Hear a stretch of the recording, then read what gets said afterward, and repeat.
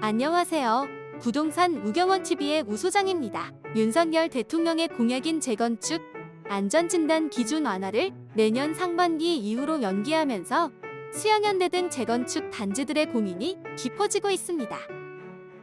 경기 성남시 분당, 고양시 일산 등 일기 신도시에 대해서는 정치권이 특별법 제정을 통한 재건축 활성화를 앞다퉈 약속하고 있으면서 대선 이후 집값이 급등한 강남 재건축 단지를 놔두고 나머지 지역 집값만 잡아서 시장을 안정화한다는 지적이 있어요. 윤 대통령의 공약은 문재인 정부가 2018년 상향한 구조 안전성 가중치를 50%에서 30%로 낮추는 대신 주거환경 비중과 건축마감 설계 노후도 등의 배점을 높여서 안전진단 통과를 쉽게 하는 것입니다. 그러나 대통령직 인수위원회가 국정과제 이행계획서에서 안전진단 기준 완화 시점을 내년 상반기로 명시한 사실이 알려지면서 재건축 단지들이 당혹감을 감추지 못하고 있는데요. 최근 취임한 원희룡 국토부 장관은 안전진단 규제 완화 연기 문건과 관련하여 공식 라인을 통해 유출된 것도 아니고 이후 다른 분과와 논의하며 변경이 많이 됐는데 그 전에 초안이기 때문에 현재 시점에서는 무의미하다라며 내년 상반기에 한다는 이야기는 전하 부총리의 입으로 나오기 전까지는 의미가 없다고 말했어요. 정부 출범 후 100일 이내에 250만 호 이상의 주택 공급 계획을 발표할 때 재건축 규제 완화에 대한 세부적인 내용이 포함될 것으로 보입니다. 새 정부의 부동산 정책이 변화하게 된 동기는 서울, 강남 등 재건축 단지의 집값이 상승하고 정책 완화로 인한 부동산 가격의 상승 조짐이 보이자 조심스러운 행보를 하게 된 것입니다. 다주택자 양도세 중과 유예로 인하여 다주택자들의 매물이 시장에 증가하고 있고 임대차법에 따른 계약갱신 청구권 만료가 다가오면서 오는 8월부터 임대차 계약갱신 청구권을 다 쓴 가구가 순차적으로 시장에 나오게 됩니다. 부산시의 경우 매매와 전세 매물이 증가하고 있는 추세인데요. 매매의 경우 그동안 가격이 많이 상승한 이유도 있지만 주택담보대출 규제로 인하여 소득이 적은 매수자의 경우 대출이 어려운 것이 큰 이유입니다. 덧붙여서 다주택자 양도세 중과 유예로 인한 매물이 시장에 나오면서 매물이 증가하고 있어요.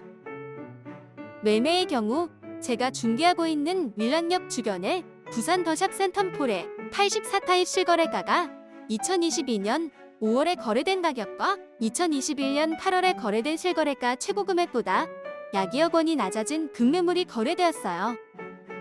같은 지역 센텀비스타 동원 1차 84타입 실거래가는 2022년 4월 거래된 금액과 2021년 8월에 거래된 실거래가 최고 금액보다 1억 6,500만 원 낮아진 금액으로 거래되어 지금은 실수요자 위주의 급매물만 거래되고 있어요.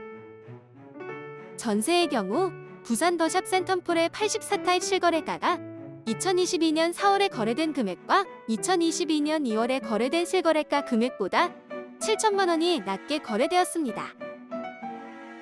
센텀비스타 동원 1차 84타입 전세 실거래가는 2022년 5월에 거래된 금액과 2021년 11월에 거래된 실거래가 금액보다 6천만 원이 낮아진 금액으로 거래되었어요. 전세는 계약갱신 청구권을 사용한 전세가와 신규 전세가와의 차이는 약 1억 5천만 원으로 대략적으로 약 30%의 가격 차이가 발생하고 있습니다. 최근 정부는 금리 인상기를 맞아 1,800조 원까지 불어난 가계부채 관리가 시급하다는 판단에서 총부채 원리금 상환 비율 DSR 규제 강화 조치를 예정대로 시행하기로 가닥을 잡았습니다. 따라서 매매의 경우 대출 규제가 지속될 예정으로 당분간 급매 위주 거래만 형성되어 매매가 조정이 지속될 예정입니다. 전세의 경우도 계약갱신 청구권을 사용한 세대로 인하여 전세 수요가 적어지고 부산의 경우 아파트 공급 물량이 향후 1년간 29,000세대로 늘어나서 적정 수요인 18,000세대를 상회하므로 전세가의 안정적인 가격 추세가 지속될 것으로 보여집니다. 이창용 한국은행 총재는 빅스텝을 완전히 배제할 수 있다고 말할 단계는 아니다라고 말했는데요. 한국도 미국처럼 기준금리를 한 번에 0.5%포인트 인상하는 빅스텝의 가능성을 시사한 것입니다. 이와 같은 배경에는 물가 상승세가 심상치 않다는 위기의식 때문으로 풀이됩니다. 이 경우 대출로 아파트를 매입한 이들의 부담이 커지고 신규 대출도 감소할 전망입니다. 금융권에선 이미 6%를 넘어선 주택담보대출 금리의 7% 돌파가 시간 문제라는 관측도 나옵니다. 지방선거 이후 연말까지 연속적인 기준금리 인상과 총부채 원리금 상환 비율, DSR 강화 등이 이어진다면 하반기 부동산 시장 상승세가 주춤할 것으로 전망하고 있습니다. 국회 다수 의석을 가진 더불어민주당이 다주택자의 보유세를 낮춰주는 내용의 부동산 세제 개편안을 사실상 당론으로 채택했는데요. 다주택자의 종합부동산세 과세 기준을 현행 6억 원에서 1주택자와 같은 11억 원으로 상향 조정하는 것이 골자입니다. 지난 정부에서 부동산 세제 강화에 앞장섰던 민주당이 다주택자의 보유세 부담을 줄이는 정책을 추진하는 데 대해 선거용 입법이라는 지적도 나오는데요. 이 같은 법 개정이 이뤄지면 서울 아현동 마포레미안 푸르지오 전용 면적 84제곱미터와 대치동 음마아파트 전용 84제곱미터를 보유한 2주택자의 보유세는 현행 9,914만원에서 7,873만원으로 20%가량 줄어듭니다. 마포레미안 푸르지오와 함께 대전 유성구 죽동 푸르지오 전용 84제곱미터를 보유했을 경우 보유세 부담은 3,030만원에서 43% 줄어든 1,710만원으로 경감됩니다.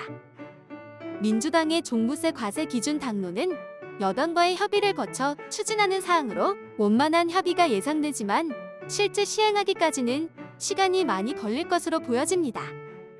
지금까지 재건축, 안전진단 기준과 아파트 매매 동향 등 부동산 주요 시사에 대해서 알아보았습니다. 부동산 우경원TV는 여러분의 부동산 재산 증식에 대해서 좋은 정보를 공유하겠습니다. 감사합니다. 구독과 좋아요는 저에게 큰 힘이 됩니다.